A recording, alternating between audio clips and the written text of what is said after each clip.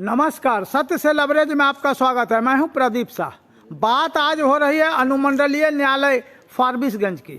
अब अनुमंडल न्यायालय फारबिसगंज जो सिविल कोर्ट है सब डिवीजन फारबिसगंज का, इसके प्रारंभ होने के संकेत मिलने शुरू हो गए हैं।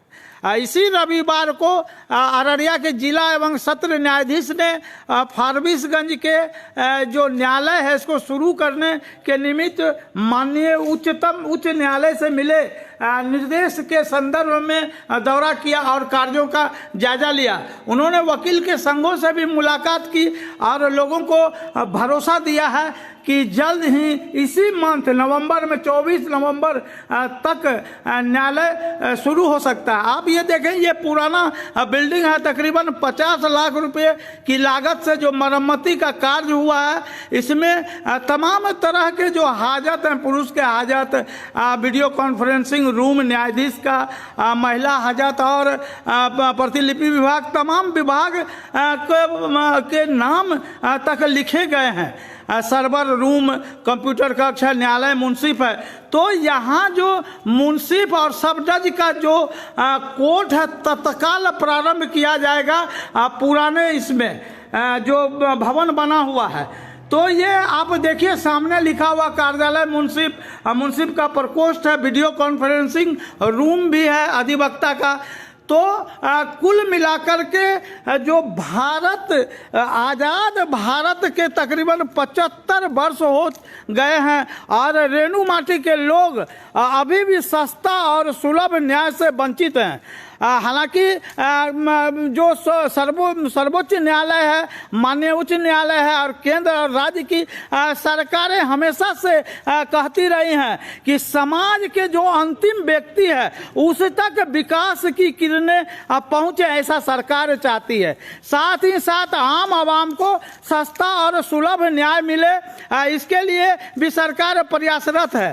फारबिसगंज जो भारत नेपाल जोगबनी अंतर्राष्ट्रीय सीमा का यह अनुमंडल मुख्यालय शहर है।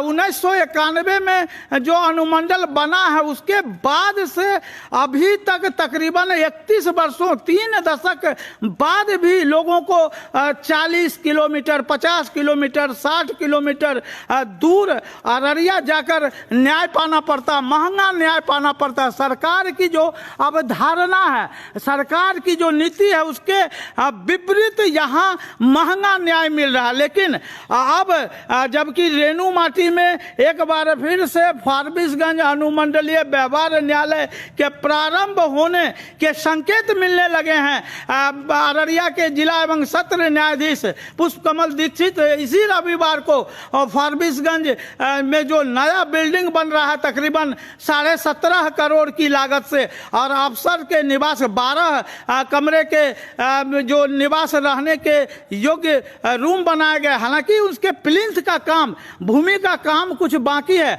आइए चलिए इस संदर्भ में जानते हैं। हमारे साथ फारबिसगंज अनुमंडलीय व्यवहार न्यायालय में कार्यरत वकीलगण हैं, उन लोगों से जानते हैं कि क्या बात हुई है। पिछले दिनों 7 अक्टूबर को, जो 7 नवंबर को 6 सदस्यीय शिष्टमंडल डीजे अररिया से मिलकर आए थे, उस समय भी भरोसा दिया गया था।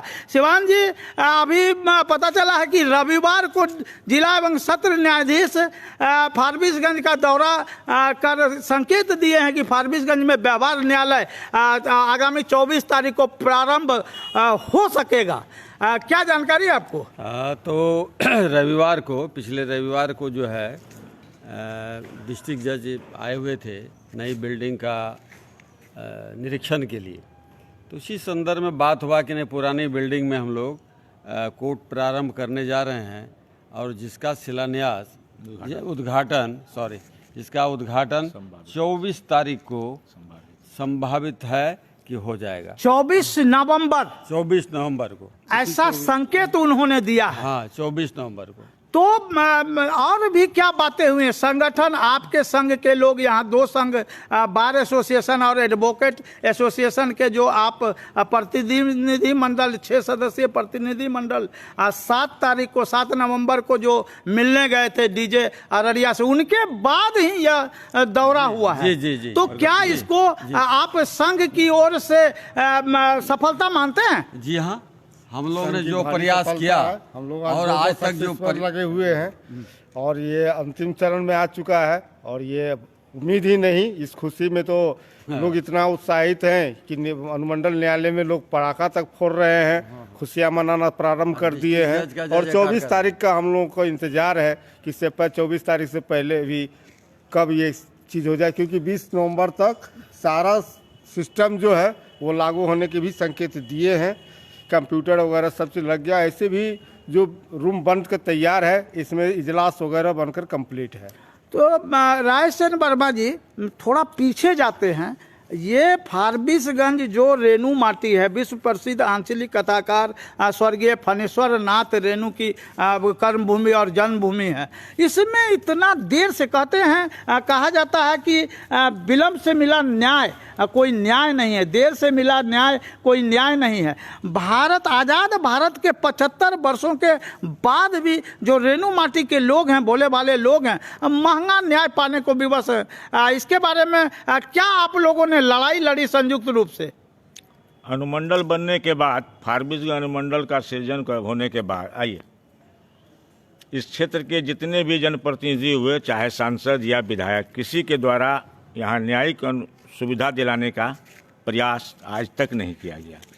हाल के वर्षों में वर्तमान फारबिसगंज विधायक के द्वारा कुछ प्रयास करके आवंटन कराया गया, जैसा कि बताया जा रहा है। जिस भवन बना है, न्यायिक बिल्डिंग, न्यायिक भवन जो बना है, कोर्ट बिल्डिंग प्लस अधिकारी बिल्डिंग, कर्मचारी बिल्डिंग, ये फारबिसगंज के वर्तमान विधायक के संभवतः सौजन्य से है, प्रयास से है। सवाल है कि लेकिन सवाल ये है कि जो लड़ाई आप लोगों ने संयुक्त रूप से लड़ी न्यायालय में, उसके बारे में थोड़ा बताइए कि कितने दिनों की लड़ाई हुई, कैसे क्या लड़ाई हुई?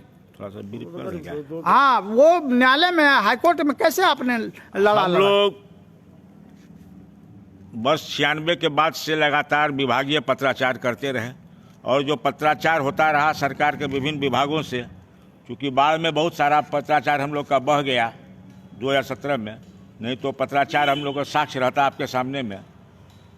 2006 में हम लोगों ने माननीय उच्च न्यायालय पटना में अपने विज्ञ अधिवक्ता, पटना हाई कोर्ट के ऑनरेबल लेट अधिवक्ता महेंद्र प्रसाद गुप्ता जी के माध्यम से एक PIL दाखिल किया था, जिसका CWJC नंबर रहा 11,351/6। जिस PIL में लगभग 19 डेट में सुनवाई और बहस हुई। 19 डेट में सुनवाई और बहस होने के बाद वर्ष 2008 में माननीय न्यायालय के द्वारा समेकित आदेश पारित किया गया कि इंफ्रास्ट्रक्चर के साथ जब भी बिहार में अब जो न्यायिक अनुमंडल बनेगा, सृजित होगा, कार्यारंभ होगा, उसमें इंफ्रास्ट्रक्चर सब के साथ होगा। लेकिन दुर्भाग्य ऐसा रहा, उसी वर्ष 2008 में ही माननीय उच्च न्यायालय पटना के निबंधक प्रशासन रजिस्ट्रार महोदय के द्वारा एक पत्र भेजा गया और उसी समय में विधि विभाग के विधि सचिव के द्वारा भी, ज्ञानचंद बाबू के द्वारा भी एक पत्र भेजा गया पेटिशनर्स को। पेटिशनर्स हम लोग थे, उसमें बार एसोसिएशन को रिप्रेजेंट कर रहे थे। मैं तत्कालीन सेक्रेटरी के रूप में राजेश चंद्र वर्मा और उस समय तत्कालीन सचिव के रूप में थे अनिल कुमार सिन्हा। तो हम लोग के नाम से पत्र भी भेजा गया और 8 के बाद आज 14 वर्ष बीतने के कगार पर है, या वनवास पूर्ण हो रहा है। तो ये वनवास की बात जो रामायण काल में भगवान राम को भी 14 वर्ष के वनवास के बाद जो गद्दी मिली, क्या फारबिसगंज अनुमंडल के जो वकील हैं उन 14 वर्ष के बाद भी उनको अभी तक कोई सुविधा नहीं मिली? कहा जा रहा है कि वकालत खाना के लिए भूमि चिन्हित नहीं हुआ है, वकीलों को बैठने के लिए कोई जगह नहीं है, पानी की सुविधा नहीं है, शौचालय की सुविधा नहीं है। ऐसे तमाम जो प्रश्न हैं, इस पर आइए चलिए जानते हैं मदन लाल गुप्ता जी से कि आखिर वकीलों के साथ अन्याय क्यों? ये राज्य सरकार के द्वारा हम फारबिसगंज बार स्टेशन के अधिवक्ताओं के साथ एक बहुत ही पक्षपातपूर्ण रवैया चल रहा है। फारबिसगंज अनुमंडल के बाद जो अनुमंडल सृजित हुए, वहाँ न्यायिक भवन जो है तैयार होकर के वहाँ न्यायिक कार्य चल रहा है, लेकिन फारबिसगंज में आज तक न्यायिक भवन तैयार होकर के भी इसका उद्घाटन नहीं हो पा रहा है, इसका लाभ आम जनता को नहीं मिल पा रहा है। तो रायचंद वर्मा जी बताइए कि क्या मांग आप लोगों के तरफ से है दोनों एसोसिएशन की ओर से? कितने लोग कार्यरत हैं यहाँ फारबिसगंज में? दोनों संघ में लगभग 200 के लिस्टेड हैं। और मांग क्या रही है आपकी? पुरानी मांग वकीलों के हित में, और 200 अधिवक्ता में 150 हम लोग आ रहे हैं, तो वही जो मूलभूत सुविधा नहीं है हम लोग का। जैसे मूलभूत सुविधा में शौचालय व्यवस्था नहीं है, शुद्ध पेयजलापूर्ति नहीं है, और वकालत खाना भवन के लिए आज तक कोई सकारात्मक कार्रवाई न जनप्रतिनिधि के तरफ से है न सरकार के तरफ से है। जबकि भूमि भी हम लोग को बताया गया 25 डिसमिल का आवंटन है, वो भूमि कहाँ है? खाता खिसरा मौजा रकबा चौहद्दी, संघ को पता नहीं है, जिस पर कि हम लोग भवन निर्माण करवा सकें, वकालत खाना निर्माण करा सकें। वर्तमान में दोनों संघ के कोष से टीन का शेड बना के हम लोग रह रहे हैं, जिसमें अधिवक्ता और मुवक्किल आते हैं, अपना काम करते हैं। कुल मिलाकर के जो यह न्यायिक व्यवस्था हो रही है, रेणु माटी के लोग अब सस्ता और सुलभ न्याय मिल सकेगा, ऐसा भरोसा है। लेकिन साथ ही साथ यहाँ जो मुवक्किल आ रहे हैं और जो अधिवक्ता आ रहे हैं, उनके बैठने रहने और शौचालय और पीने की पानी की व्यवस्था नहीं है। काफ़ी दुखद है। समय के साथ हो सकता है कि इसमें भी बदलाव हो, लेकिन यह सुखद पहलू है। सत्य से लवरेज के लिए मैं प्रदीप शाह।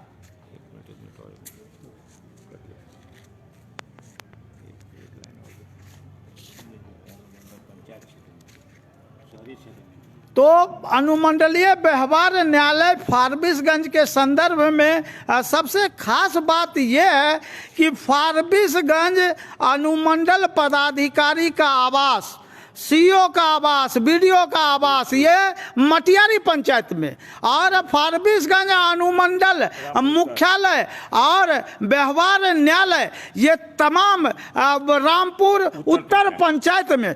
तो पंचायत क्षेत्रों में जो अधिकारियों के आवास हैं, अधिकारियों के निवास हैं, या अभी जो अनुमंडल व्यवहार न्यायालय प्रारंभ होने का एक संकेत है, ये सभी पंचायत क्षेत्र में है। तो उस हिसाब से विकसित नहीं हो पाया है। शहरी क्षेत्र में विकास की ढेर सारी योजनाएं रहती है, लेकिन पंचायत क्षेत्र में कुछ बंधन है। इस संदर्भ में रायचंद वर्मा जी कुछ बोलना चाहते हैं? सत्य लवरेज की टीम के लिए और प्रदीप जी को इसके लिए बहुत बहुत धन्यवाद है। भूमि का जहाँ तक संबंध है, अनुमंडल परिसर का भूमि और नया बिल्डिंग का कहा जाता है, ये पुराना हवाई अड्डा रहा। 1900 अंग्रेज के ज़माने से लेके ये पुराना हवाई अड्डा था, और यहाँ बड़े बड़े उद्योगपतियों का मालवाहक जहाज आता था। और सीताधार जो बगल में बह रही है, ये बहुत बड़ी धार बहती थी, जो सोनापुर होते बतनाहा होते इसका लिंक कलकत्ता और मुंगेर तक था। तो उसी भूमि में यह 36 एकड़ भूमि का ये बिहार सरकार गैर मजरूआ है, जिस पर कि ये सारा भवन बना हुआ है। बिहार में संभवतः पहला अनुमंडल होगा जितना 36 एकड़ भूमि वाला रकबा वाला ये अनुमंडल होगा। वर्तमान में लगभग 10 एकड़ भूमि सेल्टेक्स हॉस्पिटल में रेफरल अस्पताल में यूज हुआ है, लेकिन 28 एकड़ भूमि में यह अनुमंडल कार्यालय, न्यायिक भवन, ये जो नया जिम बन रहा है, साथ साथ भूमि अभी भवन बचा है। कुछ भूमि जो है जानकारी दी गई थी जेल के लिए भी रखी गई थी। जेल भवन निर्माण के लिए सबसे दक्षिणी छोर में रखा गया था। पता नहीं उसमें विभागीय स्तर से क्या कार्रवाई हुआ। जेल भवन भी बन सकता था, या नहीं तो LRP कॉलोनी है, फॉर्चून कॉलोनी के पूर्व, कॉलेज के पूर्व, जहाँ पर सरकारी भूमि है, वहाँ भी जेल बन सकता है। पूर्ण रूप से यह अनुमंडल कार्य रूप में आ सकता है अगर सकारात्मक पहल हो न्यायिक व्यवस्था की ओर से, राजनीतिक व्यवस्था की ओर से एवं प्रशासनिक व्यवस्था की ओर से। तो फारबिसगंज अनुमंडल के जो वकील हैं, ये तमाम बुद्धिजीवी लोग हैं और जो भी कानून के जानकार हैं, उनकी ओर से फारबिसगंज अनुमंडलीय व्यवहार न्यायालय प्रारंभ होने को लेकर खुशियां देखी जा रही है। कल इस संदर्भ में वकीलों ने पटाखे भी छोड़े, लेकिन सबसे बड़ी बात है कि अभी वर्तमान में जो 24 नवंबर की तिथि लगभग तय मानी जा रही है, हो सकता है कि बिहार के माननीय हाईकोर्ट पटना के न्यायाधीश इस कार्यक्रम में भाग ले सकते हैं, ऐसे भी संकेत मिले हैं। सत्य से लवरेज के लिए मैं प्रदीप शाह।